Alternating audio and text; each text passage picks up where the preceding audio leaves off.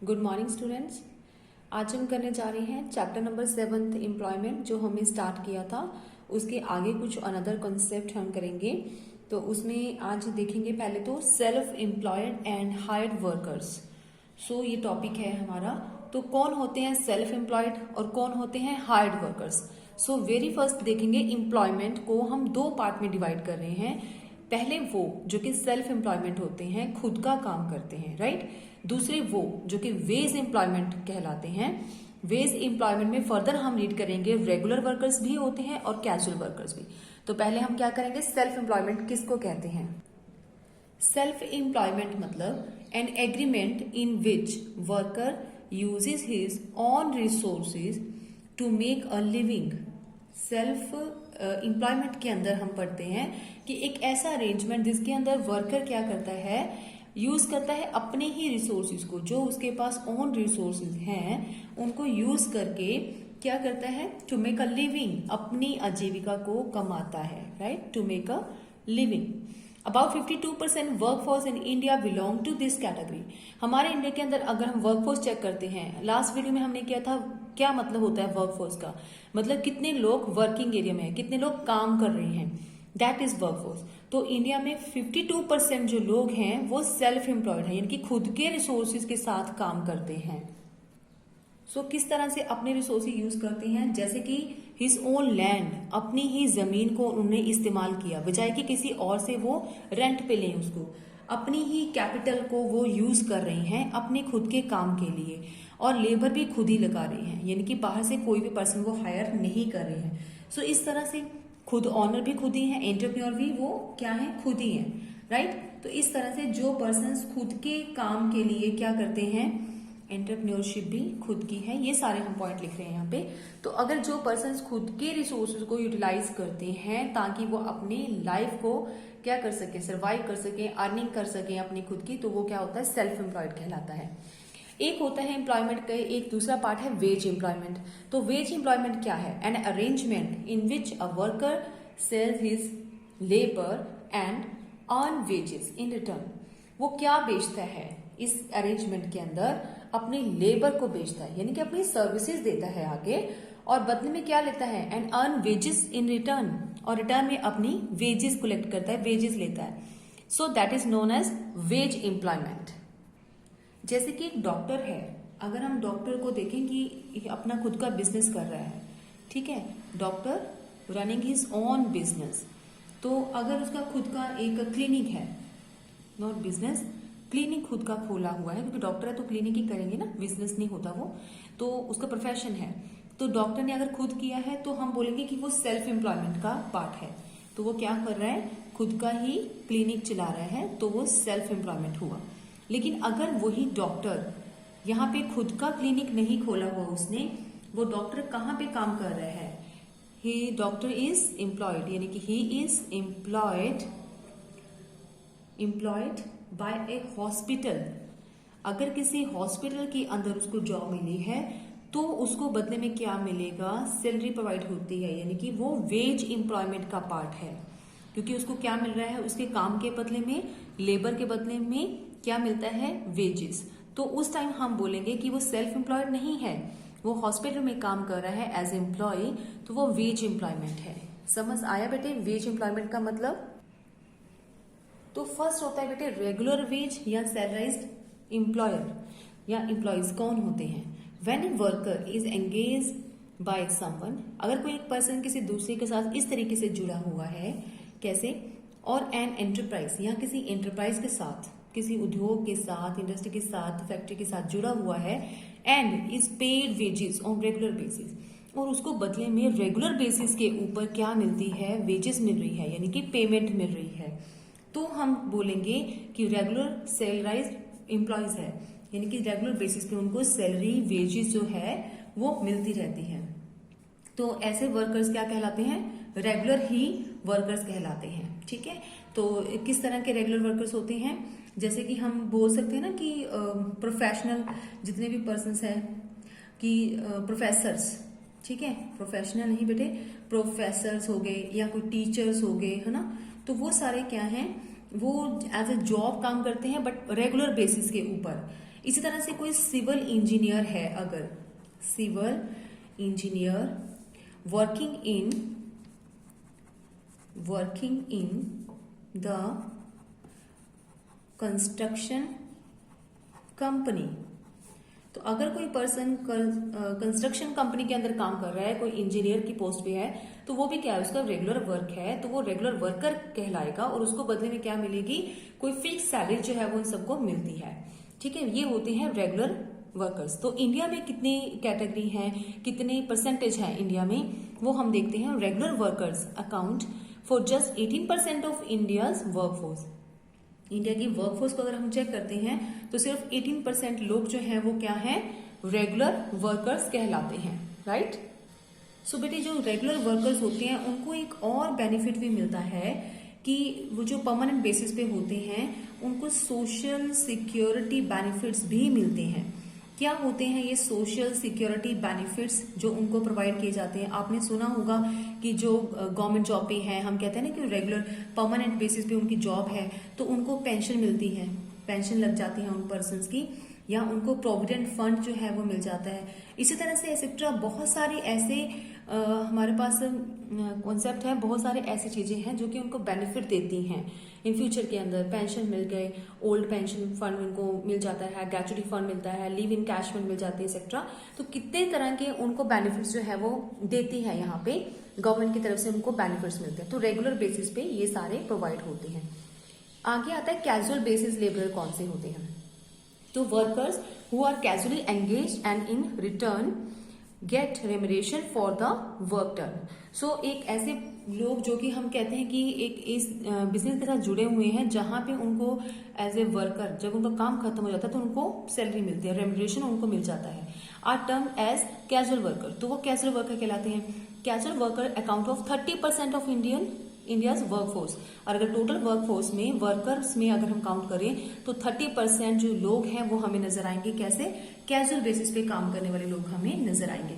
तो casual basis पे हम कौन कौन से वर्कर्स बोल सकते हैं, जैसे कि कोई सिंपल अगर हम कंस्ट्रक्शन साइट पे काम कर रहा है कोई पर्सन, तो वर्कर, तो उसको क्या बोलेंगे हम कि वो कौन सा वर्कर है कि काम खत्म होने तक उसकी जरूरत है, तो वो हो गया, हम बोलेंगे कंस्ट्रक्शन साइट पे लगा हुआ वर्कर। तो जब भी उसका काम खत्म हो जाएगा उसको वेजेस प्रोवाइड कर दी जाएगी और उसका जो है जॉब खत्म हो जाएगी। ये कैजुअल बेसिस पे हमने उसको काम पे लगाया था, जब वो वर्क खत्म हो जाता है तो उनको क्या कर दिया जाता है, जॉब से बाहर हटा दिया जाता है, इनके भेज दिया जाता है वापस।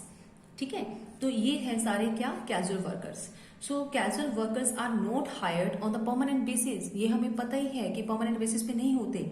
इट मीन्स क्या है, they don't have regular income, ना तो उनकी रेगुलर इनकम होती है, ना उनको कोई किस तरह से प्रोटेक्शन होती है, ठीक है, फ्रॉम द गवर्नमेंट। प्रोटेक्शन मतलब कि कोई उनको सोशल सिक्योरिटी फंड नहीं मिलता, पीएफ नहीं मिलता, पेंशन फंड नहीं मिलता, कुछ इस तरह से। ठीक है, तो कोई सोशल बेनिफिट्स उनको प्रोवाइड नहीं होते। तो ये था बेटे 3 कॉन्सेप्ट। इसके साथ हम कुछ डाटा लेते हैं।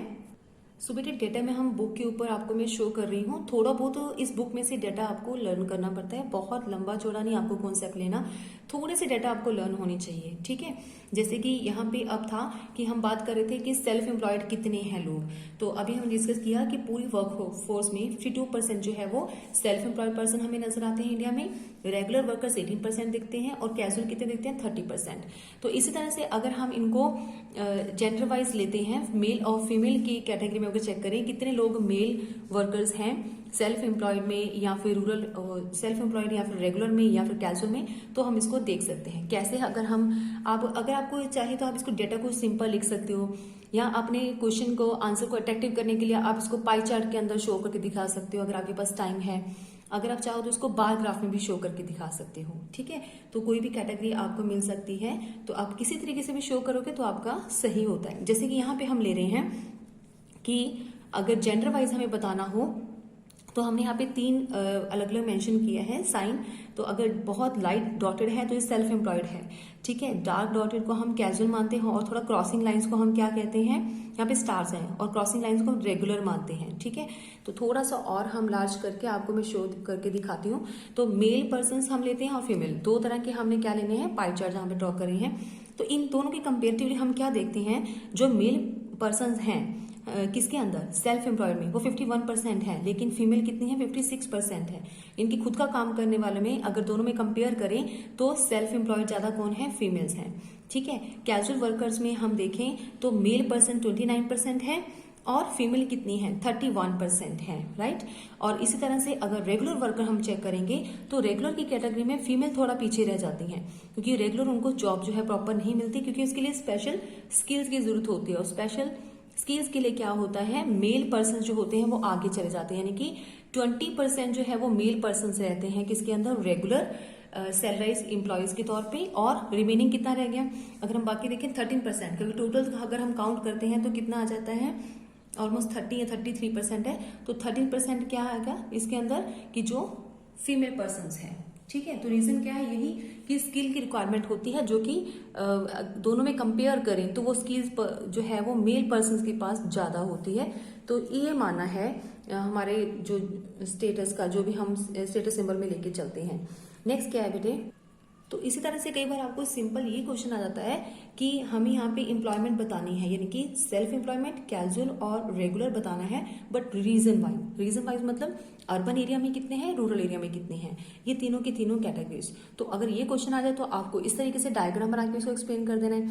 अगर मेल फीमेल का आपको पॉइंट आता है तो आप उस तरीके से चाहे तो बार ग्राफ बना के दिखाओ, या फिर आप पाई चार्ट भी ड्रॉ कर सकते हो अपने क्वेश्चन को अट्रैक्टिव करने के लिए। अदरवाइज अगर कुछ भी नहीं हो रहा तो सिंपल फॉर्म में आप थोड़ा सा डेटा याद करोगे, उसको रिटर्न में लिख के आप अपना क्वेश्चन का आंसर दे सकते हो। यहाँ पे अर्बन वर्कर्स अगर हम देखें या फिर रूरल में कंपेयर करें तो जो सेल्फ एम्प्लॉयड हैं वो यहाँ पे किस में ज्यादा है, रूरल एरिया के अंदर सेल्फ एम्प्लॉयड ज्यादा है, अर्बन एरिया में कम है।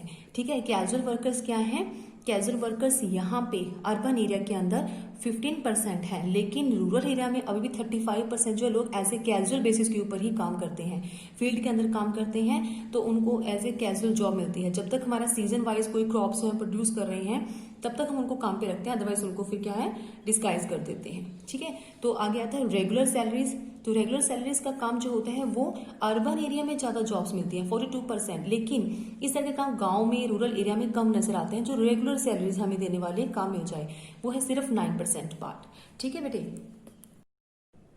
सो नेक्स्ट टॉपिक है बेटे employment in firms, factories and offices. ठीक है, तो ये फर्म्स, फैक्ट्री एंड ऑफिस क्या आता है कि डिफरेंट तरह के अगर एम्प्लॉयमेंट अगर सेक्टर देखते हैं तो उसमें किस तरह की एम्प्लॉयमेंट है। बेटे इस चैप्टर में मैंने पहले ही बताया था कि कुछ शॉर्ट नोट टाइप आपको क्वेश्चन आ सकते हैं 3 मार्क्स में या 4 मार्क्स में। ठीक है, तो उससे रिलेटेड आपके क्वेश्चन साफ साफ बन जाते हैं। तो इसमें हम क्या देखते हैं, in the courses of economic development of a country, labor flow from agriculture and other related activities to industry and service।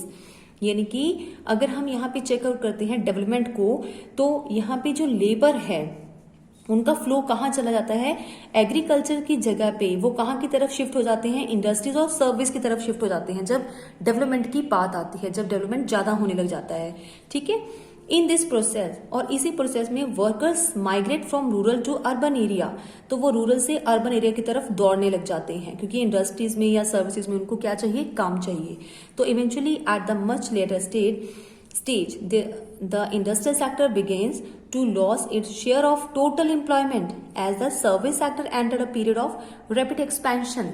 यानी कि जिस टाइम हमें नजर आता है ना कि हमारा जो सर्विस सेक्टर है वो ज्यादा तेजी के साथ एक्सपेंड कर रहा है, तो रैपिड एक्सपेंशन की वजह से, सर्विस सेक्टर के बढ़ने की वजह से, तो जो टोटल एम्प्लॉयमेंट हमें नजर आती है इंडस्ट्री सेक्टर में वो भी क्या हो जाती है, थोड़ी कम नजर आती है। यानी कि और मूवमेंट हो जाती है, पहले एग्रीकल्चर टू इंडस्ट्रियल सेक्टर में लोग जाते हैं, और फिर सर्विस सेक्टर अगर ज्यादा एक्सपैंड होता है तो इंडस्ट्रियल से सर्विस सेक्टर की तरफ ज्यादा बढ़ते जाते हैं। तो this shift can be understood by looking at the distribution of workers by industry. तो ये जो हमें शिफ्ट नजर आ रहा है उसको हम समझ सकते हैं कि वर्कर्स को डिस्ट्रीब्यूट किया जाता है जैसे कि इंडस्ट्री के द्वारा। तो किस तरह से हम डिस्ट्रीब्यूट करते हैं वर्कर्स को, हम डिवाइड करते हैं इकोनॉमिक एक्टिविटी को इन 8 डिफरेंट इंडस्ट्रियल डिविजन्स। तो काम को हम इस तरीके से डिवाइड करते हैं, दे आर, कौन कौन से डिवाइड करके हमारे पास पोर्शन आते हैं। पहला है एग्रीकल्चर, तो हम अपने काम को एक तो एग्रीकल्चर मानते हैं, ठीक है, जो एग्रीकल्चर का काम है। सेकंड क्या आता है, माइनिंग एंड क्वायरिंग, यानी कि माइनिंग का काम। और तीसरा क्या आता है बेटे, मैन्युफैक्चरिंग का काम। उसके बाद electricity, gas and water supply का वर्क, और कंस्ट्रक्शन, सेक्टर या फिर ट्रेड सेक्टर और उसके बाद ट्रांसपोर्ट और स्टोरेज या फिर लास्ट में आता है सर्विस सेक्टर। तो इस तरह के पार्ट में हम इसको डिवाइड करते हैं, डिवीजन करते हैं किसको, हमारे इकोनॉमिक एक्टिविटी को यानी कि काम को, ठीक है। और अगर हम सिंपली इसको कन्वर्ट कर लें तो हम ये बोल सकते हैं कि जो वर्किंग पर्सन्स हैं वो जुड़े हुए हैं किसके साथ, 3 मेजर सेक्टर के साथ, और उसको हम नेम देते हैं प्राइमरी, सेकेंडरी या फिर टर्शियरी सेक्टर। तो जो प्राइमरी सेक्टर है वो हमारा पहला पार्ट आता है बस एग्रीकल्चर, और उसके बाद जो सेकेंडरी सेक्टर है उसमें क्या क्या हम इन्वॉल्व करते हैं, सेकंड, थर्ड, फोर्थ और फिफ्थ पार्ट को। यानी कि सेकंड में क्या आता है, एग्रीकल्चर के बाद माइनिंग एंड क्वायरिंग का पार्ट आ गया, उसके बाद मैन्युफैक्चरिंग का काम भी इंडस्ट्रियल का पार्ट है, इलेक्ट्रिसिटी, गैस और वाटर सप्लाई को भी हम इंडस्ट्रियल का पार्ट गिनते हैं, और लास्ट में आता है कंस्ट्रक्शंस, ये भी हम इंडस्ट्री का पार्ट गिनते हैं, राइट। उसके बाद सर्विस सेक्टर में क्या क्या इन्वॉल्व करते हैं हम, 2 पॉइंट, एक तो ट्रांसपोर्ट एंड स्टोरेज और लास्ट में सर्विस सेक्टर। तो ये सारे पॉइंट को हमने, ये सारे 8 एक्टिविटी थी जिसको हमने कंबाइन करके किसमें कन्वर्ट कर दिया, 3 तरह के सेक्टर में हमने डिवाइड कर दिया, प्राइमरी सेक्टर या फिर सेकेंडरी या फिर क्या आ जाता है थर्ड में सर्विस सेक्टर, राइट। तो इसी से रिलेटेड पहले तो हमें सिर्फ यही बताना है कि 3 तरह के सेक्टर्स हैं हमारे, 3 में किस किस तरह की एक्टिविटीज जो है वो मौजूद होती है, ये आपको कॉन्सेप्ट आ सकता है, और साथ में थोड़ा सा डाटा हमें यहाँ पे लर्न करना है। सो बेटे जो प्राइमरी सेक्टर है हमारा, उसमें अगर हम चेकआउट करते हैं तो 49% जो है नियर अबाउट हमारी जो इतनी जो है वर्कफोर्स जो है वो प्राइमरी सेक्टर में लगी हुई है। सेकेंडरी सेक्टर में 24.3 यानी कि 25% के नियर अबाउट, और टर्शियरी सेक्टर में 26.8%, ठीक है। इतना डिस्ट्रीब्यूशन है हमारा वर्कफोर्स का, राइट।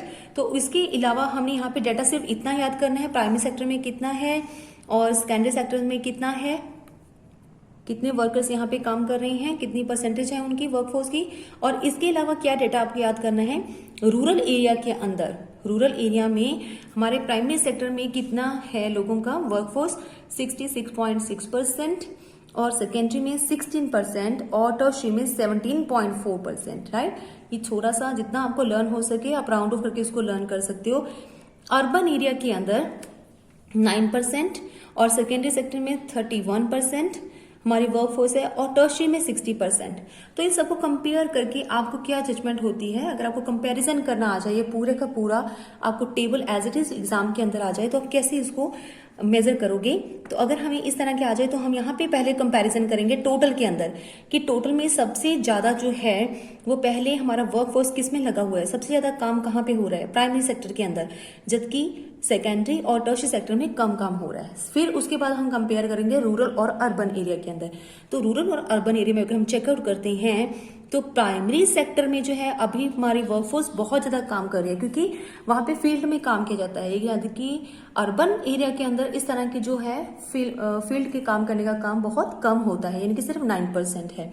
सिमिलर सेकेंडरी सेक्टर में जो है वो हमने देखा था, सेकेंडरी सेक्टर यानी कि इंडस्ट्रियल एरिया, तो अर्बन एरिया में इंडस्ट्रियल एरिया का पार्ट ज्यादा है, वर्कफोर्स वहां पे ज्यादा है, एम्प्लॉयमेंट ज्यादा है, यहाँ पे एम्प्लॉयमेंट कम है।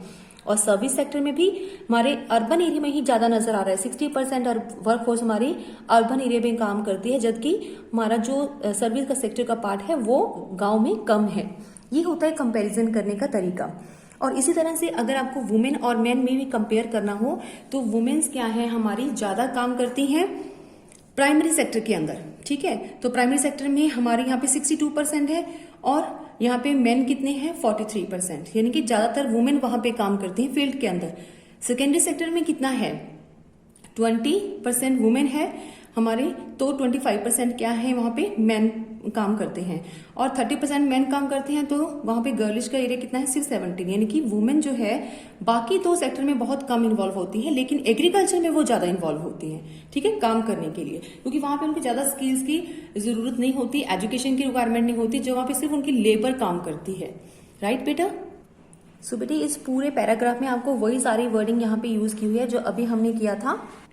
सो बेटे दोबारा यहाँ पे रीड करने की हमें जरूरत नहीं है, जो पोर्शन अभी हमने सुना है आपको मैंने सुनाया है तो वही इसके अंदर लिखा हुआ है, आप पैराग्राफ के अंदर इसको रीड कर सकते हो। नेक्स्ट टॉपिक है बेटे growth and changing sources of employment, sorry growth and changing structure of employment बेटे।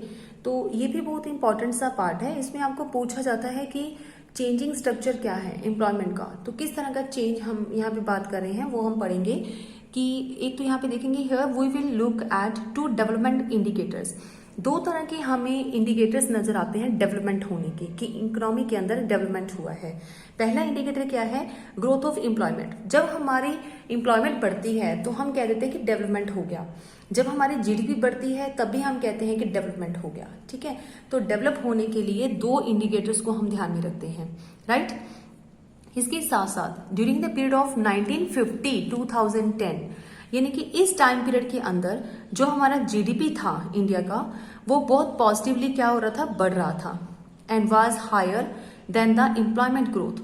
और अगर हम कंपेयर करें इकोनॉमिक, दो इंडिकेटर है तो दोनों को साथ साथ कंपेयर करेंगे ना, तो एम्प्लॉयमेंट को भी साथ में रखते हैं हम, जीडीपी को भी साथ में रखते हैं। जब दोनों ही ग्रो करते हैं तो डेवलपमेंट बोला जाता है, right.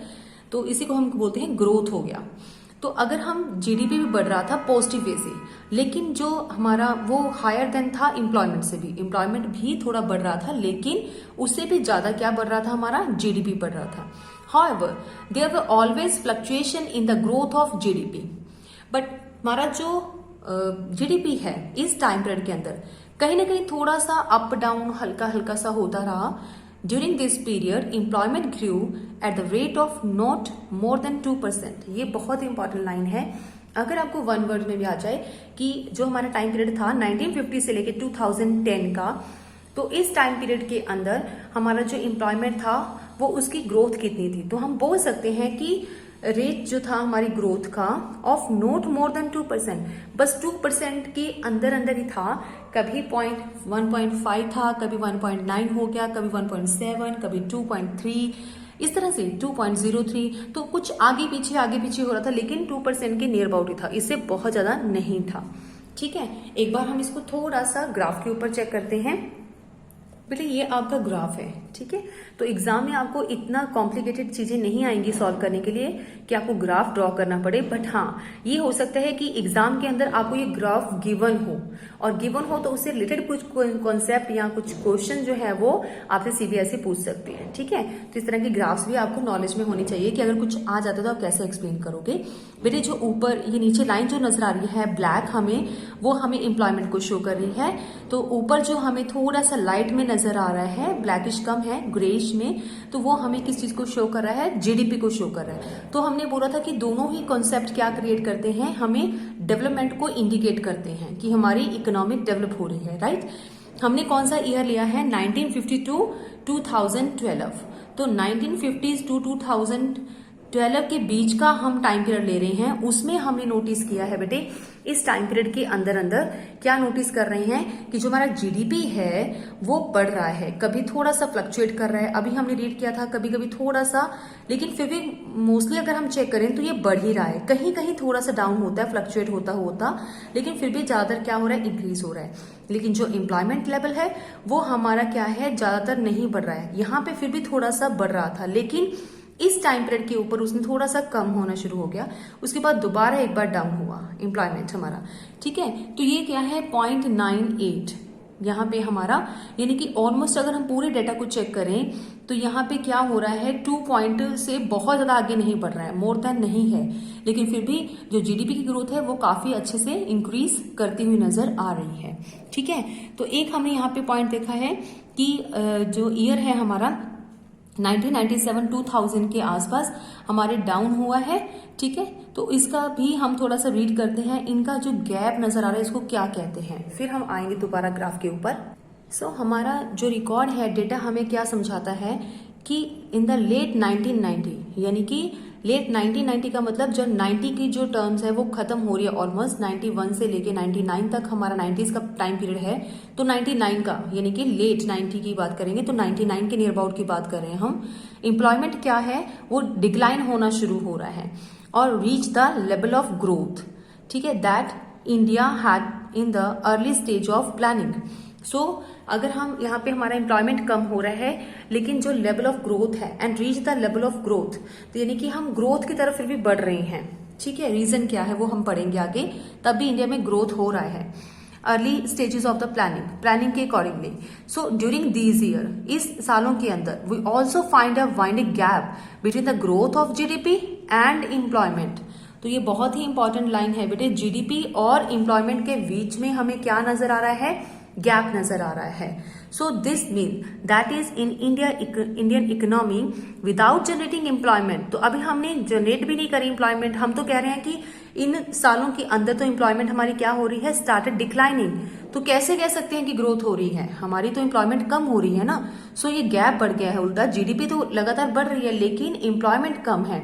So we have been able to produce more goods, तो तब भी हम ज्यादा गुड्स बना पा रहे हैं। सो ये हुआ कैसे पॉसिबल, इसी को हम जॉबलेस ग्रोथ कहते हैं। जॉबलेस ग्रोथ का मतलब ही ये होता है कि हमें यहाँ पे एम्प्लॉयमेंट की जरूरत भी नहीं है, तब भी हम गुड्स एंड सर्विसेज ज्यादा प्रोड्यूस कर पा रहे हैं। तो इट मीन्स हमारी इकोनॉमी क्या हो रही है, ग्रोथ की तरफ जा रही है।